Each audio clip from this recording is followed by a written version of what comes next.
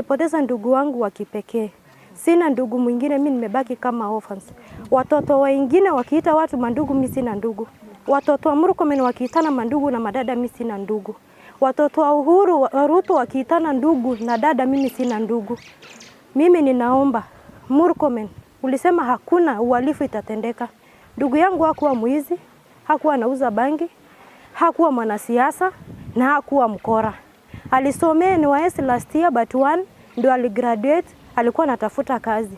Na ndugu yangu hajawahi rokota vitu kwa mtu etuseme ameshikwa na wizi ama alikuwa na grudge na mtu. Wakati ndugu yangu aliuliwa ilikuwa 24 usiku. Christmas mimi sijakula na sijui Christmas inaitwa nini, nilikuwa kwa majozi. Na hata saa hizi sijarikava na sijui kama nitarikava mpaka ile siku justice ya ndugu yangu itapatikana. Na wakati tulienda on Monday ikiwa 29 tulienda kwa OCS na OSPD.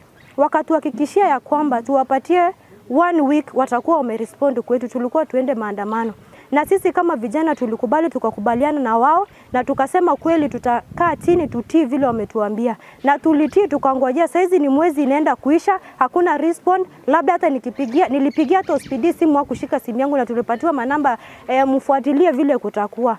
Tukasema ama tuachie Mungu. Ndio tutaachia Mungu maana mkono wa Mungu ni mrefu sana. Tutaachia Mungu maana Mungu anasema ukiwa kwa upanga watu utauawa kwa upanga. Lakini kabla imfikie Mungu, si kuna wale tunapigia kura, si kuna wale wamewekwa watuchunge sisi. Wako wapi wakati wamelala kwa makitanda na mandugu zao na madada zao, na mimi sina ndugu. Wakati wameacha mamangu walia kwa kijana ya kipekee. Wakati wameacha familia yangu ilia kwa kijana wa kipekee. Hakuwa na mbuzi useme ni mbuzi, alikuwa ananyang'anywa.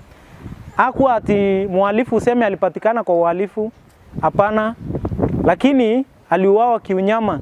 Na wale walimuua I think mpaka saa hizi wako huru. Hakuna hata moja amekamatwa. Na ile kitu tunataka ya maana ni kukamatwa.